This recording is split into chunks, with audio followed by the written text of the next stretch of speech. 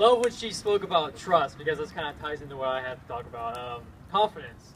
Yeah. So I have a bunch of notes here, but I lost it, so I had most of them on my phone. Okay. Oh, I'll find them in 4 in a second. Okay, so I'm doing mine on Romans 8:11, and 8:11 says, "The Spirit of God who raised Jesus from the dead lives in you, and just as God raised Jesus Christ from the dead, He will give life to your mortal bodies by the same Spirit living within you." I can't read. But anyways, what that basically means is that it's almost like the song that we were singing, the very last one. The Spirit that was in Jesus is the same Spirit in us. Yeah. So there's two situations that we come across every day. One situation that I was in recently was I saw a woman by the vending machine, and she spilled all her change on the floor. It was like maybe like 5 quarters or something, which in vending machine world, that's like a steak dinner. But I was really far away from her and the vending machine, so I really didn't go up. I didn't like sprint over there and go help her. That'd be weird. But she was already in the process of picking all of them up, and I just walked right past her. I didn't help her. I didn't ask if she was okay. You know, she was on the ground picking up quarters or anything like that. So I was wondering, why didn't I go help her? Why didn't I just rush over there and say, at least make sure she was okay and everything? Well, I didn't really have confidence in myself to, for some reason, go up there and ask her if she needed any help.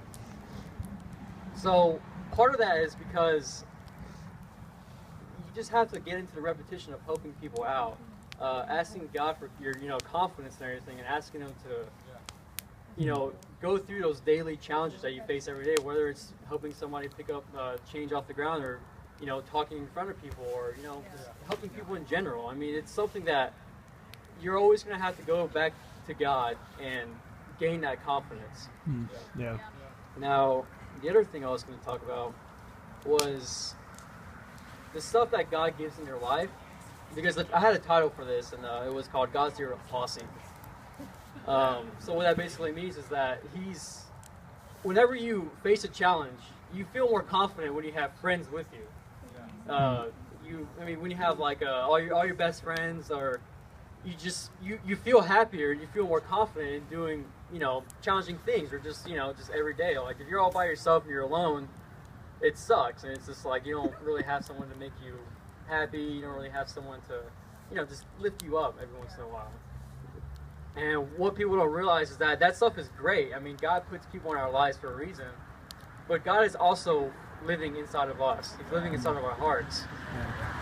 So if we can just reach into the Spirit of God within us, and just try to harness that in everyday life, whether it's when it's helping people, and just using that confidence that He gives us, the same Spirit that He gave Jesus, we can use that in everyday situations.